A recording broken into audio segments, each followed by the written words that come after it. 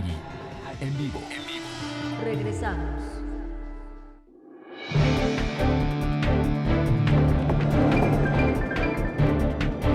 Sergio Aguayo y Ricardo Rafael. Mesa de análisis. Mesa de análisis. Esta mañana de jueves, muchísimos asuntos. Gracias por estar aquí. Sergio, buenos días y bienvenido. Buenos días, Carmen. Gusto saludarte. Igualmente, Ricardo Rafael. Buenos días, Ricardo. Bienvenido. Muy contento, Carmen, Sergio. Buenos días al auditorio. Buenos días. Bueno, ¿por dónde empezamos? Porque tenemos un montón de asuntos importantes, pero les propongo, como lo planteaba Ricardo Rafael hace ratito, nos decía que sería importante no dejar pasar, desde luego que no se puede, el asunto del presupuesto que se acaba de aprobar, y tampoco se puede dejar pasar ni de broma lo que se acaba de anunciar esta mañana sobre la subcontratación, esta reforma, esta gran reforma que involucra modificaciones a un montón de leyes para el tema del outsourcing. Pues Ricardo, ¿por qué no entramos por ahí? Muchas gracias, Carmen. Pues déjame entrar con el tema del presupuesto. Yo estoy convencido que en política el presupuesto es como la prueba de la verdad para el discurso político. Si lo que no está en el presupuesto es demagogia. Y en ese sentido, pues hay varios elementos del presupuesto que se aprobó que me llaman la atención por el énfasis, por los acentos que puso la Secretaría de Hacienda, y hay que decir que la bancada de Morena, pues francamente avaló casi sin moverle una sola coma. El primero, que ya se anunció y se ha discutido mucho, sorprende que no haya dinero para la vacuna, Carmen. O sea, el programa de vacunación en el año 2019 tenía 2,000 millones y adivinen, para el 2021 sigue con 2,000 millones.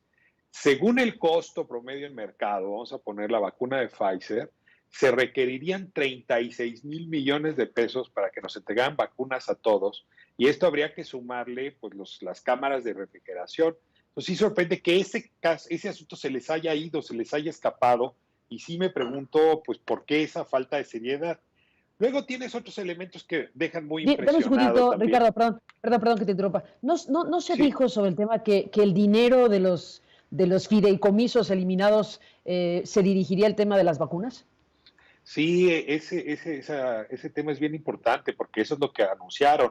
Entonces, lo que hubieras esperado es que esos 60,000 millones que estaban ahí, que se sustrajeron, pues tuvieran el presupuesto del 2021. Acuérdate que el gobierno pues no puede gastar lo que el legislativo no le autorizó. Entonces, a mí me hace dudar, ahora sí, en serio, de la verdad que se expuso en ese momento. Porque si de ahí se iba a tomar el dinero, pues tendría que haberse asignado. No, cabe que sea más bien de las coberturas cambiarias, Carmen, o del Fondo de Reserva de Banco de México, pero no lo hicieron explícito y pues sí es alarmante. Luego, el otro tema que a mí me parece muy impresionante, tengo que decírtelo, sí es el recorte al Poder Judicial. O sea, 3,130 millones de pesos menos para el Poder Judicial. Yo sé que es lugar común decir que los magistrados y los ministros de la Corte ganan mucho, pero no hay suficientes juzgados en este país.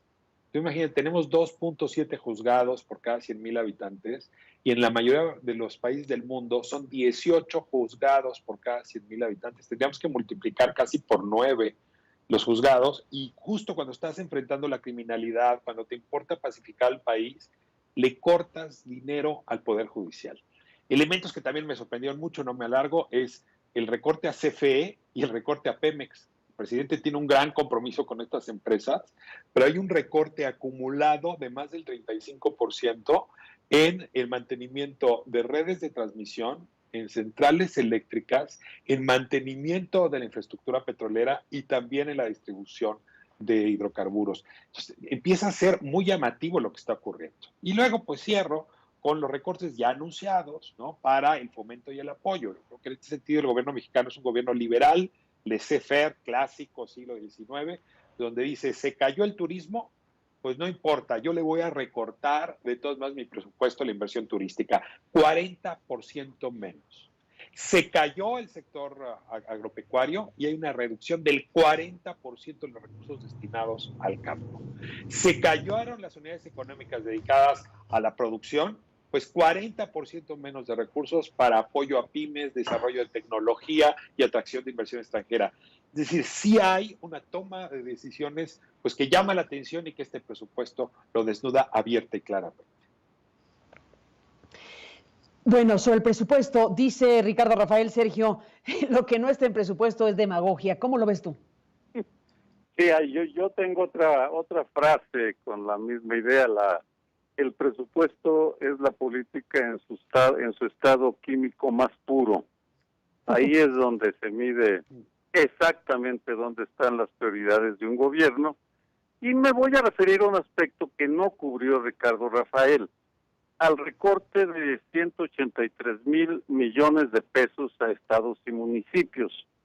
Eso va a tener efectos electorales el próximo año porque, como ya sabemos, no voy a abundar demasiado, 10 gobernadores se inconformaron y crearon la Alianza Federalista, que ha estado insistiendo en la inequidad y ha estado advirtiendo que eso puede desembocar eventualmente en la ruptura del pacto fiscal. Los gobernadores pedían que se mantuviera el mismo presupuesto para ellos, para estados y municipios que recibieron en el 2020. No les hicieron caso, lo recibieron los diputados de Morena y sus aliados, pero los ignoraron en todo momento y en consecuencia lo que tenemos ahora en los últimos días es una curiosa unidad de partidos políticos de oposición, PAN, PRI, PRD, Movimiento Ciudadano, que posiblemente conformen junto con los gobernadores y empresarios y organismos agrupados en esta coalición Sí por México para crear un gran bloque opositor para las elecciones. Me parece que el presidente y Morena tenían calculado, supongo, este efecto, pero en todo caso ya se vienen unas elecciones, en parte por los recortes al presupuesto, en la cual habrá dos grandes bloques, uno encabezado por Morena y otro encabezado pues más por los gobernadores que por los partidos, pareciera, Carmen, Ricardo. Bueno, pues ese es un tema del cual habremos de seguir hablando, por supuesto que es de enorme importancia. Está lo de esta mañana, que también es grande, lo que se está anunciando por parte del gobierno federal sobre el outsourcing y la subcontratación. Ya empezó a generar reacciones. Les cuento, por supuesto, al público y a ustedes, el tuit de la Coparmex de Gustavo de Hoyos. Dice: la iniciativa de reforma al hashtag outsourcing que anunció hoy el presidente López Obrador junto con Luisa María Alcalde traiciona el compromiso de construir este cambio legal a partir del consenso con el sector privado. Se acordó expresamente con el Consejo Coordinador Empresarial y no cumplen. Ahí hay un reclamo, Ricardo, del sector empresarial sobre lo que se anunció esta mañana. Tema enorme este del outsourcing, ¿cómo lo ves? Bueno, consenso entre el gobierno y Gustavo de Hoyos no ha habido nunca. Así es que esa traición pues arrancó desde que arrancó el gobierno. Para empezar a hablar. A ver, yo creo que hay un diagnóstico bien hecho y hoy la secretaria Luisa María Alcalde lo expresó. Tú tienes, Carmen, audiencia, hay 60% de trabajadoras y trabajadores en este país en situación de informalidad y, por cierto, hay que hablar de informalidades, son varias. Esta es una forma de ellas, ¿no? Aproximadamente 5 millones de trabajadores, es difícil contarlos precisamente porque este es un mecanismo diseñado para ocultarlos, ¿no? Pero más son 5 millones de trabajadores, piensen 5 millones de familias, pues que no saben quién es su patrón, no saben qué prestaciones, normalmente se les contrata para no darles prestaciones. La típica de los contadores cuando te dicen, lo inscribimos al IMSS pero con salario mínimo, ¿verdad? Para que no te cueste tanto, y entonces cuando llega el momento de la pensión, los trabajadores no tienen una pensión aceptable. Es decir, hay una serie de modos que han sido inhumanos y que no corresponden a ninguna ética, ya olvídate de ideologías. Y el outsourcing o este mecanismo de subcontratación ha servido justamente para jugar en esta dirección. ¿Qué está haciendo esta iniciativa? A ver, lo que hace es hacer que la subcontratación se vuelva una excepción y no la regla. No la prohíbe, ¿eh? Lo dijo muy claramente hoy la secretaria del Trabajo. Si un hotel, por ejemplo, necesita contratar personal externo para que le arreglen el aire acondicionado, lo puede hacer. Eso no es outsourcing. Siempre y cuando el hotel reporte en un padrón que va a utilizar estos servicios y transparente por qué lo está haciendo. pero que no sirva esto como subterfugio para no contratar pues a personas que están en esa unidad económica y que merecen aguinaldo, que merecen prestaciones y que si las corren, pues merecen saber a quién van a demandar. Yo, la verdad, es que veo muy coherente con el discurso presidencial el llevar a cabo esta iniciativa. Y hay que decir, digo, yo he escuchado mucho a Gustavo de Hoyos y otros líderes empresariales comparar esto, porque todos andamos en esa edad, con el colesterol bueno y el colesterol malo. Entonces decían subcontratación buena y subcontratación mala. Bueno, hasta ahora la regla había sido utilizar la subcontratación. Ahora la regla va a ser, si tú me pruebas que esa subcontratación es buena, si es colesterol bueno, muy bien, la puedes utilizar, pero es por excepción. Si no me lo puedes probar, te ves obligada tu empresa a contratar a tu personal. Creo que esto abona muy bien en la dirección de un mundo del trabajo mucho más equitativo, mucho más democrático, menos opaz y menos abusivo con el sector de ingresos al que la mayoría de las mexicanas y los mexicanos nos dedicamos. Es decir, nosotros vivimos de nuestro salario, la inmensa mayoría. Que nos protejan está bien y que el gobierno se empeñe en esto está bien. ¿Qué dice Sergio? Mira, totalmente de acuerdo en la manera como lo plantea Ricardo Rafael, y vamos, aquí es uno de esos asuntos en los cuales desde hace muchos años he planteado o he expresado mi crítica a esa forma tan brutal de negación de derechos y de explotación de trabajadores generalmente muy vulnerables, porque el outsourcing se contrata a mujeres de la tercera edad. Bueno, todos vemos las empresas de limpieza, por ejemplo. No tengo que abundar demasiado, y sí es una forma de negación de derechos. Lo abordo desde otra perspectiva.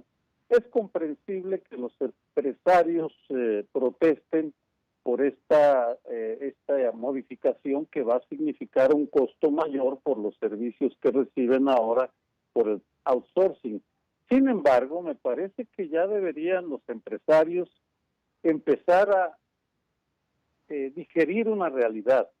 Con la victoria de Joe Biden en Estados Unidos, una de las áreas en donde habrá muchas más presiones será en los derechos laborales. Por supuesto que los más afectados van a ser los sindicatos blancos que están incorporados a las cadenas de producción con Estados Unidos.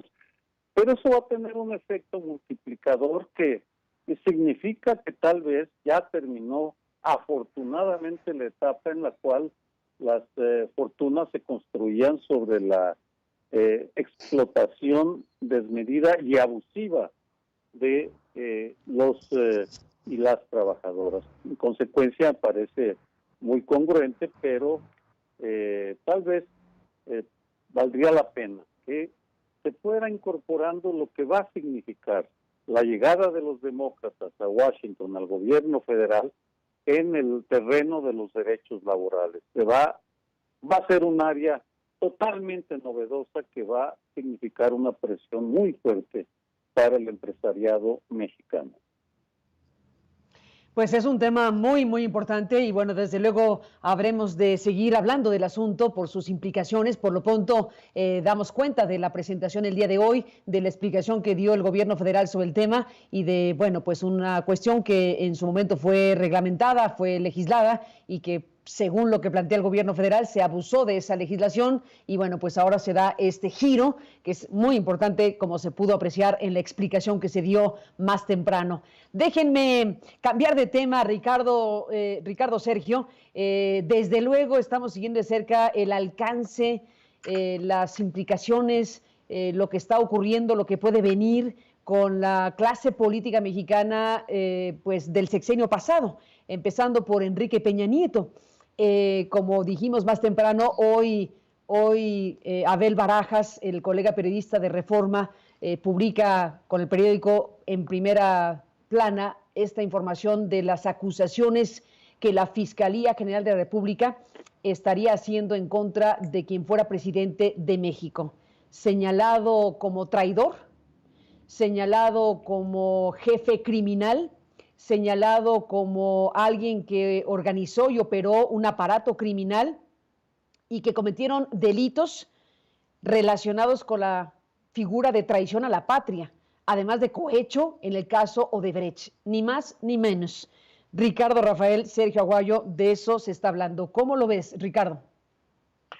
A ver, tengo aquí el alma partida un poco y tengo que explicarlo porque de un lado, como periodista, no hago más que admirar a Abel Barajas por haber obtenido esta información, pero del otro lado, como preocupado por el derecho, como abogado, te diría, Carmen, qué alarmante que una orden de aprehensión como esta se haya filtrado. Tú nada más imagínate, yo sé que estamos hablando del presidente Peña Nieto y la nota es muy importante, pero tú imagínate que las órdenes de aprehensión se filtren como se está filtrando esta, pues le das el pitazo al investigado para que se pele.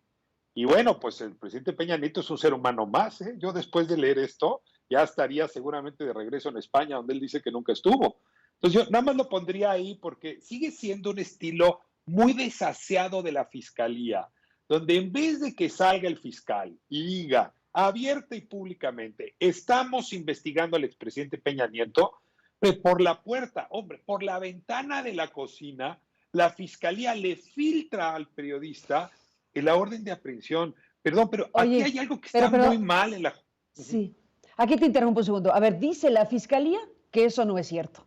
Dice la fiscalía que ellos no están filtrando esta información. ¿Pueden ser otros que tienen acceso a la carpeta los que lo estén haciendo? A ver, Abel Barajas es uno de los periodistas más serios que tiene este país en temas Sí, judiciales. no, Entonces, no hay pleito con Abel. Abel es entonces, fantástico periodista. entonces, dicho El tema esto, no es él. si Abel dice que esa es la orden de aprehensión, esa es la orden de aprehensión. A ver, no es una filtración de la No, a ver, carpeta. no estoy, pero tantito, no te estoy diciendo que desconfío de la información de Abel, desde luego que no, yo creo que es un periodista muy serio y lo que publican no le quito credibilidad. Estoy pensando en quién tiene acceso, déjame ponerme de abogada del diablo, quién tiene acceso a esa información si, o sea, concedes la posibilidad de que no sea la fiscalía. Puede ser la fiscalía, pero puede no ser la fiscalía. Es que la Fiscalía Mexicana ya tiene una tradición de que saca documentos que dice que no sacó. ¿Te acuerdas de la reforma judicial que se planteó hace un año? Donde era borrador de trabajo. las huellas por todos lados, luego se iba a decir, no, siempre no.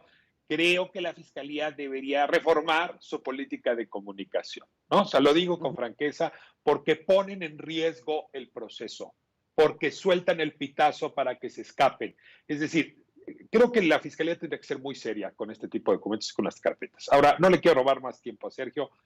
Con respecto al fondo del asunto, ya no a la forma, Carmen, pues me remito un poco al argumento que Sergio y yo exponíamos la semana pasada, ¿no?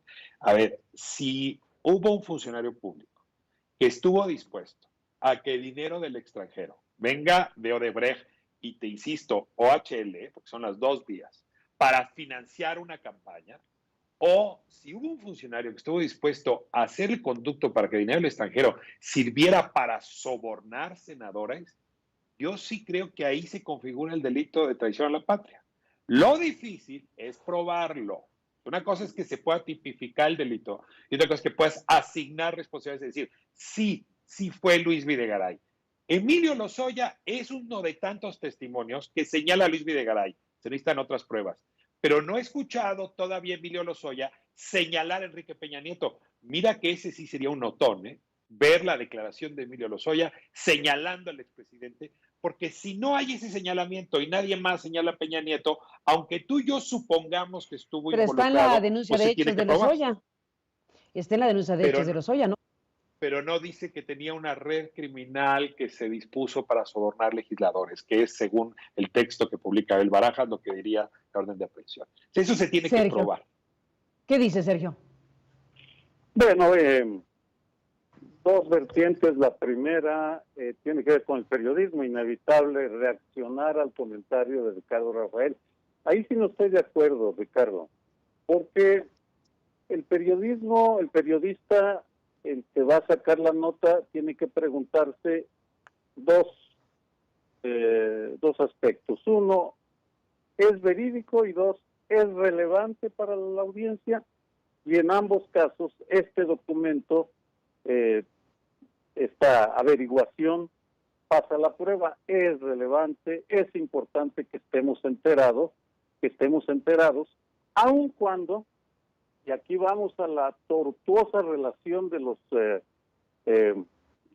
políticos, de los gobiernos, que filtran información cuando les conviene y critican a reformas, que es uno de los pasquines inmundos que andan por este país. Es decir, sí, muy deleznable tal vez el periódico Reforma o el Universal o Proceso o cualquier o Aristegui Noticias, pero cuando se difunde lo que ellos consideran que les es útil por los motivos que sean, pues uno lo saca. Pero insisto, lo importante es si es relevante, y sí lo es, porque nos obliga a discutir desde ahora, independientemente de que tenga una motivación electoral y que vaya a tener impactos, lo que eso significa.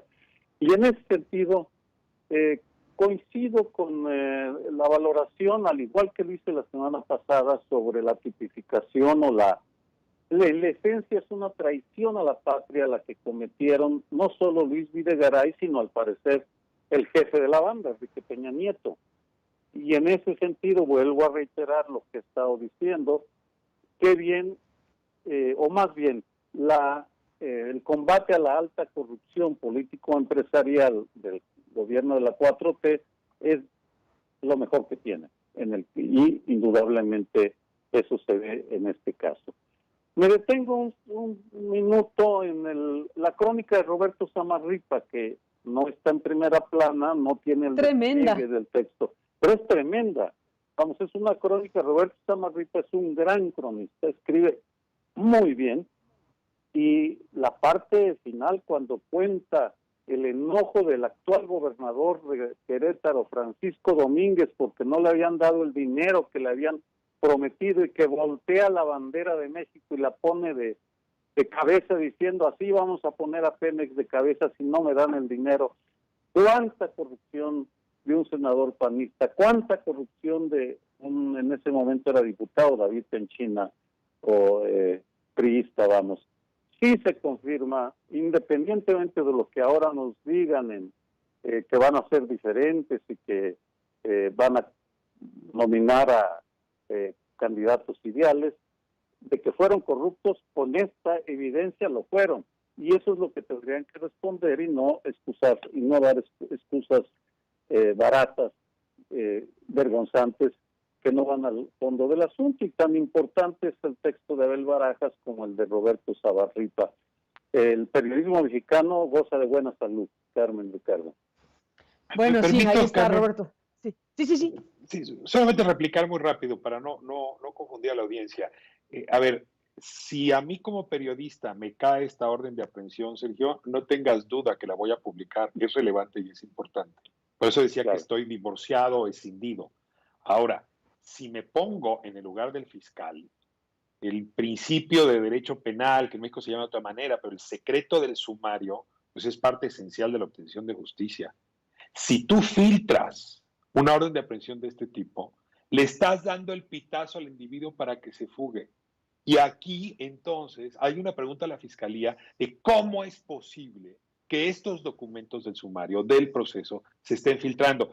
No me llamo a sorpresa, es la historia de la judicialización mexicana, que primero denunciamos en medios y un día finalmente llegan los jueces. Invertir el proceso da mejores resultados para la lucha contra la impunidad. Por eso me refería que estoy divorciado, digamos, de mí mismo. Como abogado te diría, es una barbaridad. Como periodista te diría, adelante. Si ya llegó a manos del periodista, que se publique.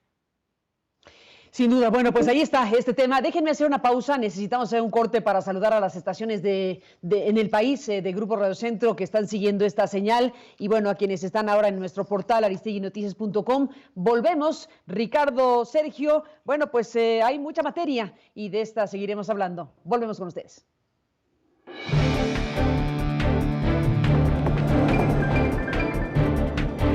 Sergio Aguayo y Ricardo Rafael. Mesa de análisis.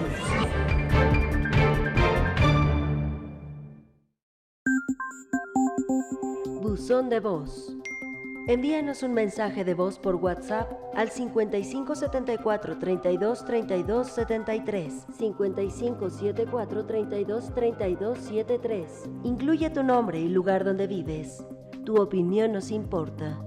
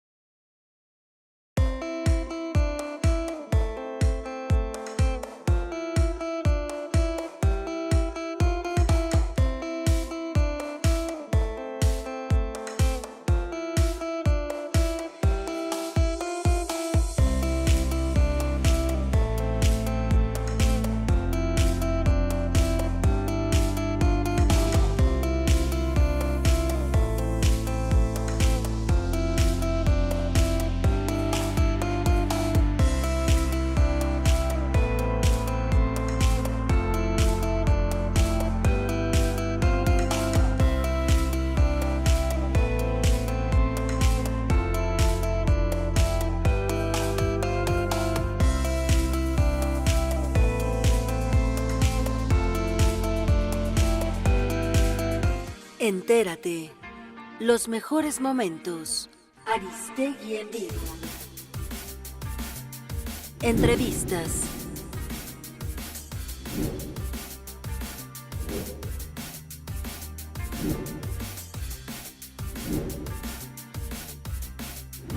Análisis.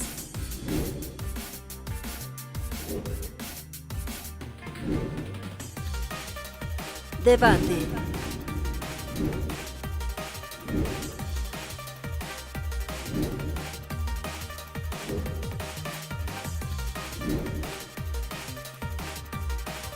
Investigaciones especiales.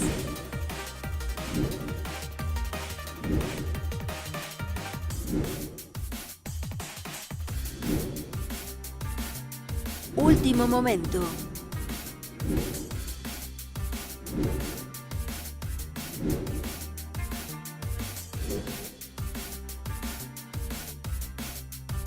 Y más.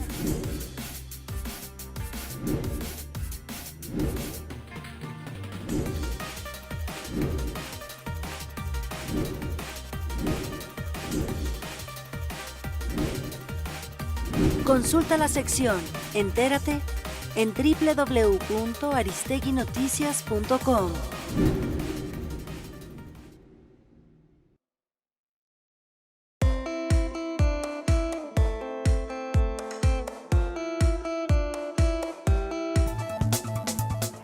...2020, la pandemia. Enrique Dussel. Jueves 12 del día, tiempo del centro. En vivo por www.aristeguinoticias.com.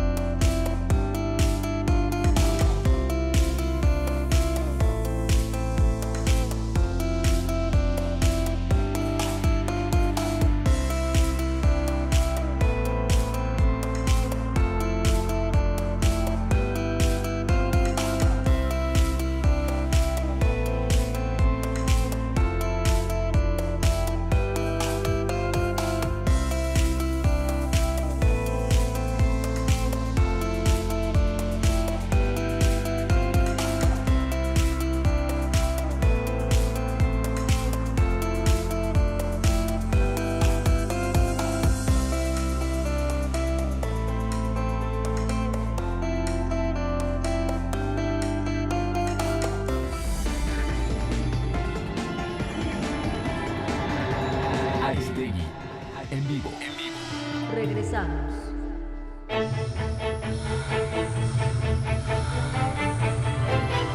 Lo mejor de Aristegui Noticias.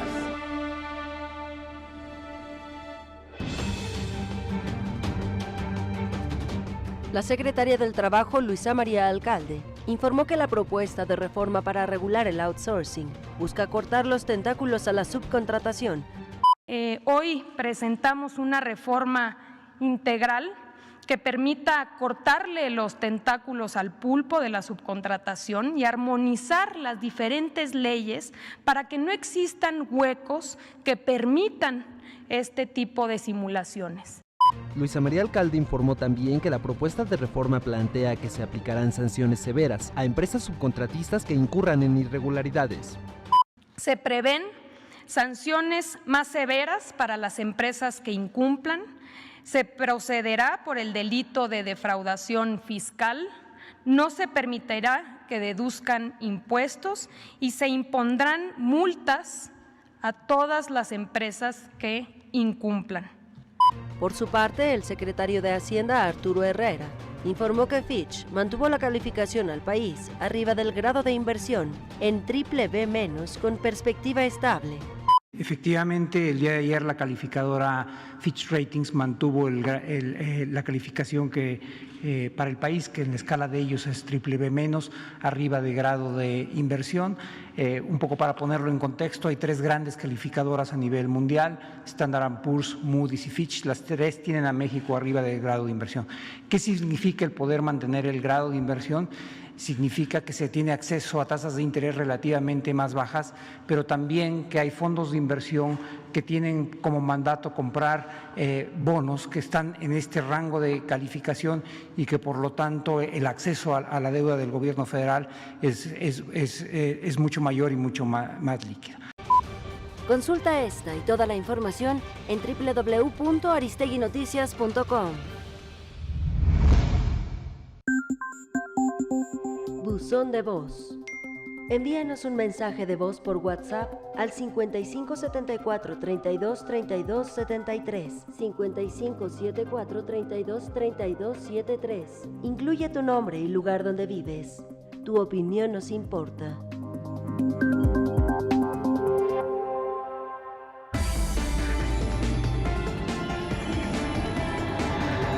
Aristegui, en vivo.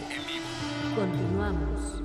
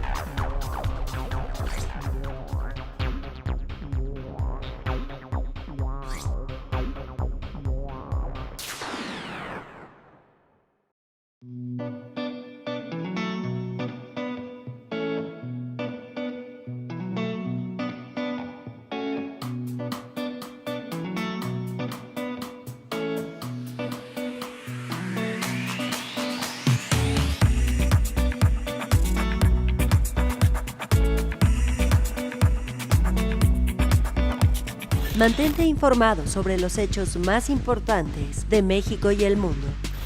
Síguenos en Instagram, @aristegui_online. Y activa tus notificaciones para que no te pierdas el mejor contenido. Notas, videos, columnas, investigaciones especiales y más.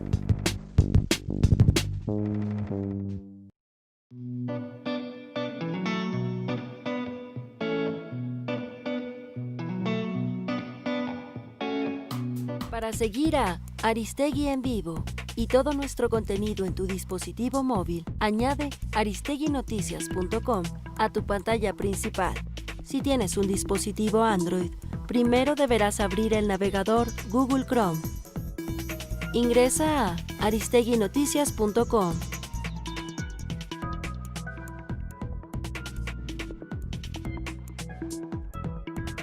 Da clic en la opción Agregar a la pantalla de inicio. De esta forma, se agregará el icono de Aristegui Noticias a la pantalla principal de tu dispositivo. ¡Listo! Ahora tienes el acceso directo a la versión móvil de Aristegui Noticias. Desde cualquier medio, periodismo en libertad.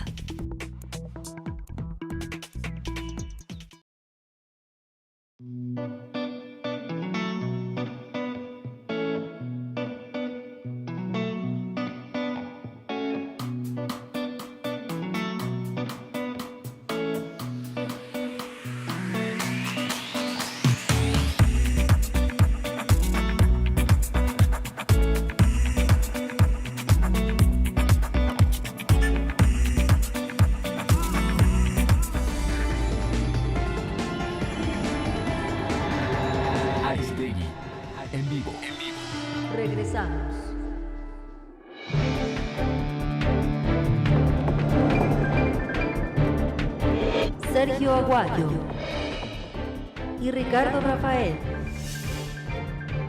Mesa de análisis. Bueno, regresamos esta mañana con Sergio Aguayo y Ricardo Rafael. Bueno, les propongo darle una siguiente vuelta al análisis de un tema tan grande como lo que estamos viendo en la publicación de Reforma, que tiene que ver con señalamientos directos a quien fuera presidente de la República, Enrique Peña Nieto. Ya se analizó esa información que se da a conocer el día de hoy, ya se analizó el alcance que puede tener que se le impute a un expresidente traición a la patria y formar parte o dirigir una operación criminal, en pocas palabras. Esto al final tiene que ver también con la expectativa que se abre.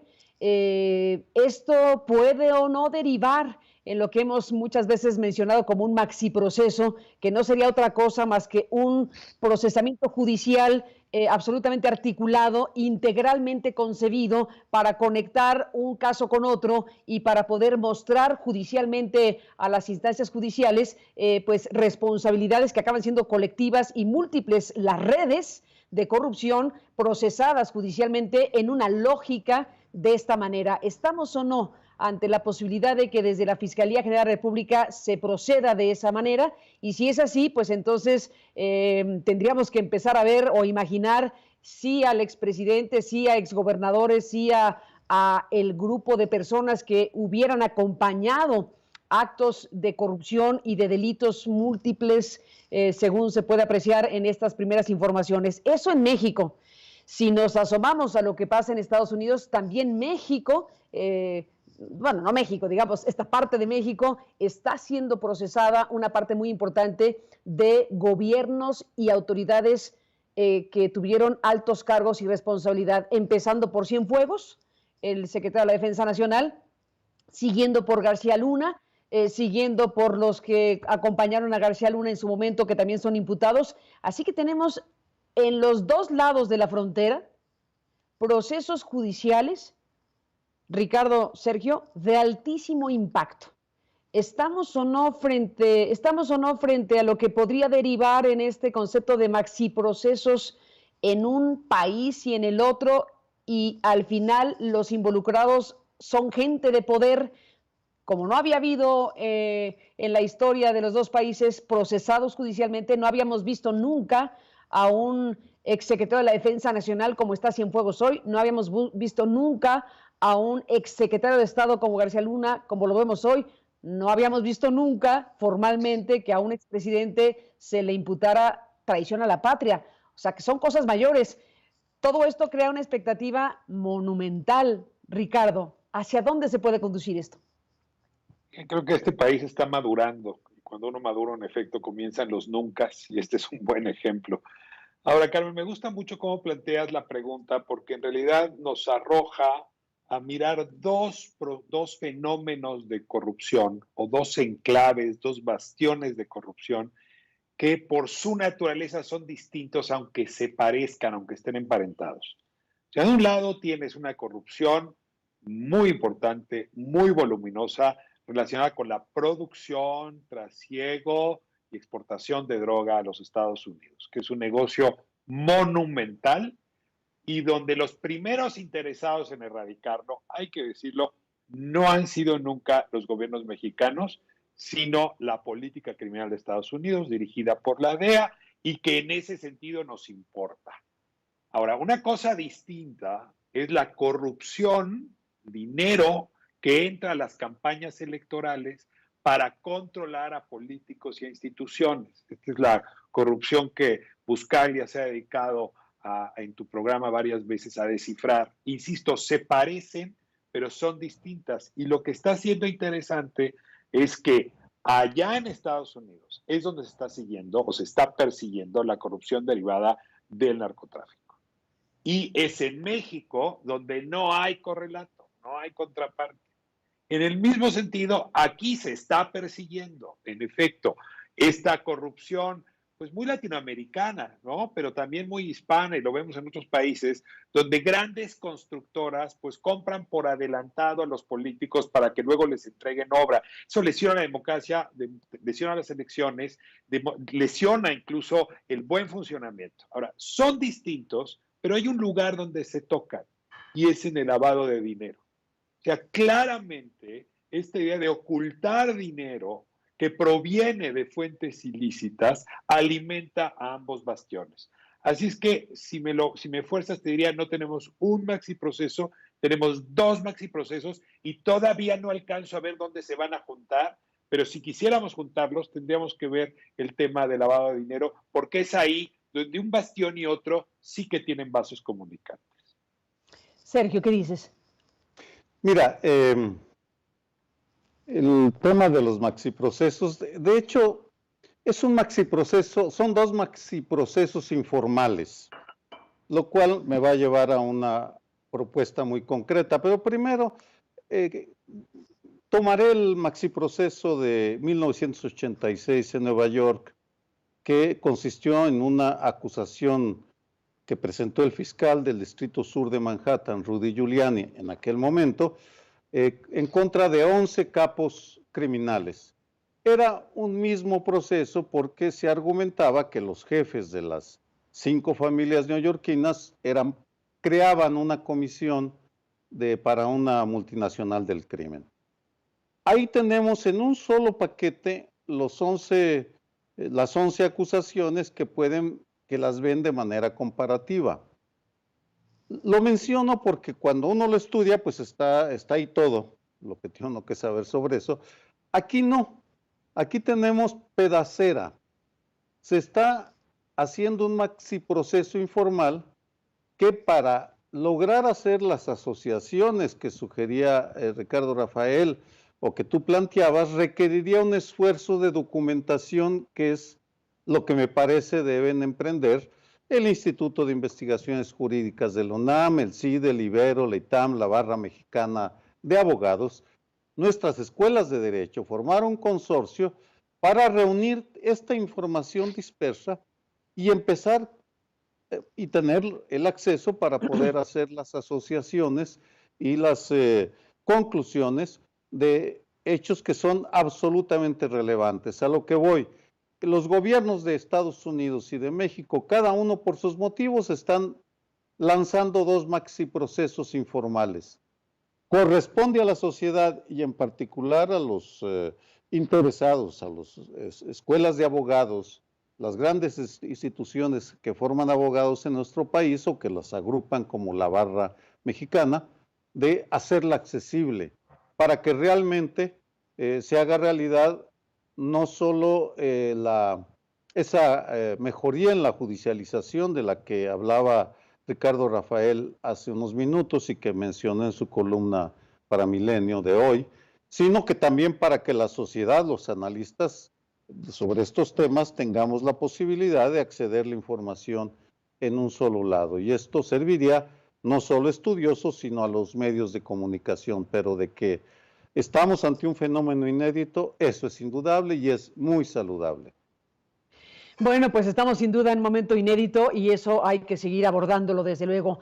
Antes de que nos despidamos, Ricardo, Sergio, en esta mesa de jueves, hay un tema importantísimo que tiene que ver con la seguridad, que tiene que ver con la actuación policíaca, que tiene que ver con casos como lo que estamos viendo en Cancún, Quintana Roo, que esta mañana, bueno, pues tuvimos más información de lo sucedido en este lugar del país, además de una policía disparando balas verdaderas, digámoslo así, y ya la suspensión de mandos policíacos por orden del gobernador y todo lo que ha pasado en Cancún. Además de eso, Alejandro Castro hace ratito nos narró y nos informó sobre también abuso sexual como parte de la brutalidad policíaca en la actuación de Cancún. Eso por un lado. Déjenme sumar también el tema del asesinato de la alcaldesa de Jamapa, en Veracruz. Hablamos con el gobernador Cuitlagua García más temprano y bueno, ahí tenemos un caso también muy relevante que merece ser revisado, por supuesto. Y un tercer tema, perdón que los ponga los tres en la misma sentada, pero son tres asuntos muy fuertes.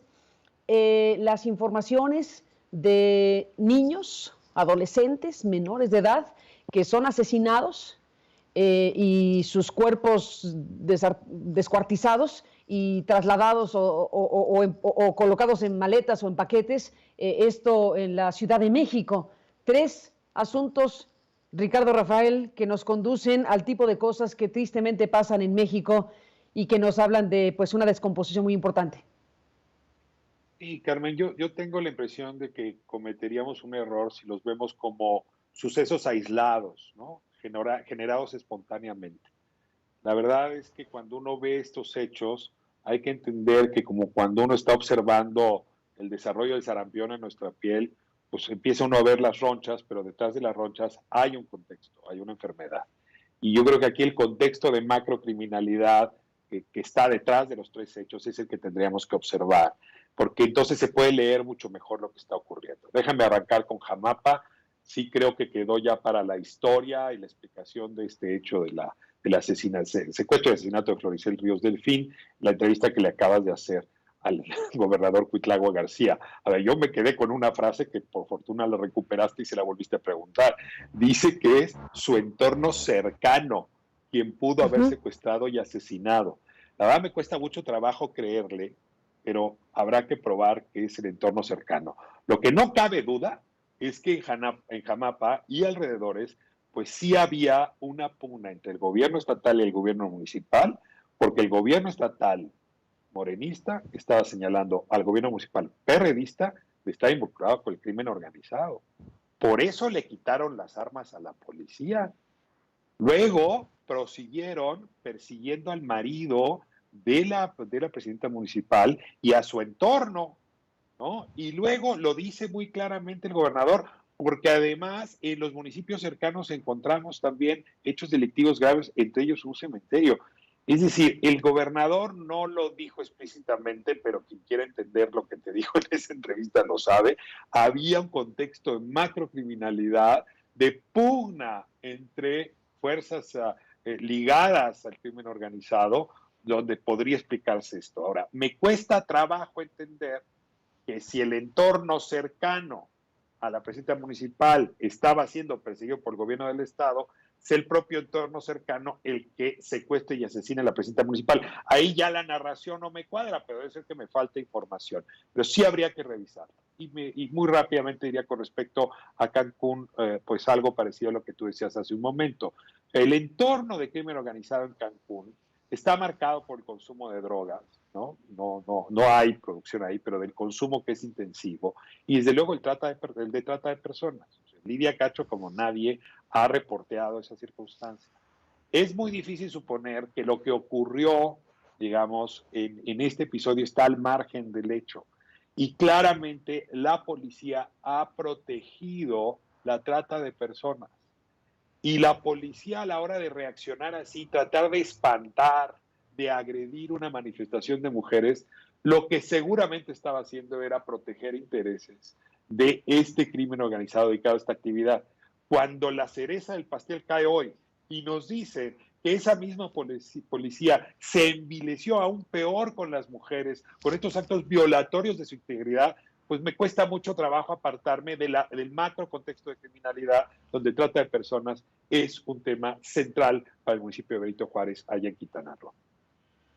Sergio, ¿qué dices? Bien, 2 o 3 consideraciones adicionales. La primera, Alberto Capella tiene una fama de buen policía y de buen investigador y logró resultados razonablemente buenos en Tijuana primero, en Morelos después. Lo menciono, y luego se fue a Quintana Roo como jefe de la Policía Estatal.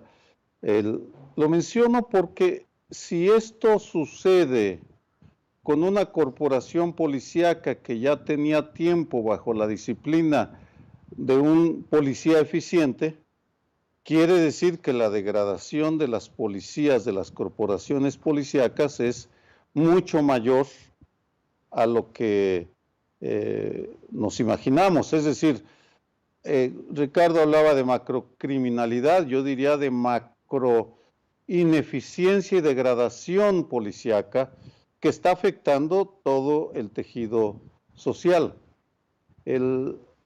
Eso conduce a la estrategia no solo federal, sino de los estados, porque en Quintana Roo gobierna el PAN, es un gobernador panista, por tanto, ahí hay una responsabilidad compartida.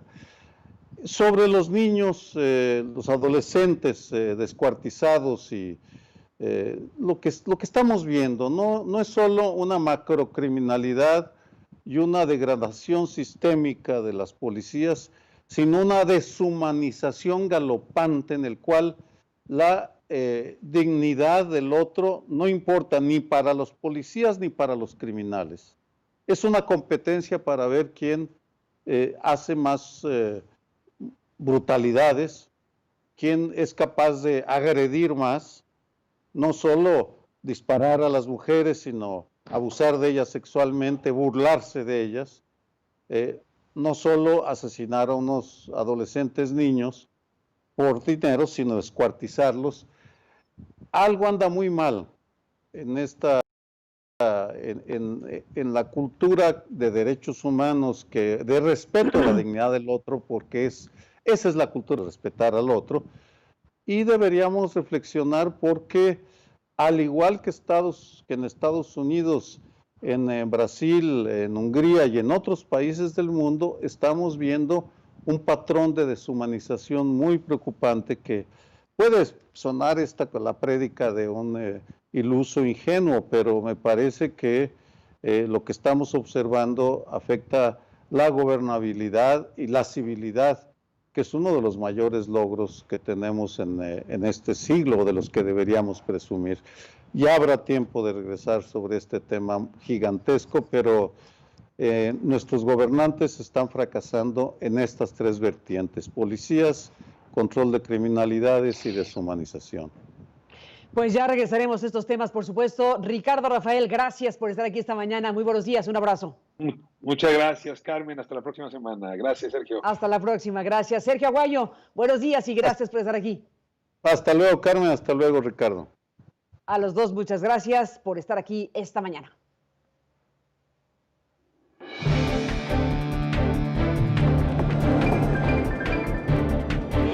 Sergio Aguayo y Ricardo Rafael. Mesa de análisis.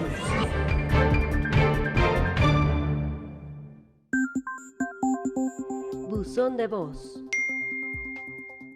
Buenos días, Carmen.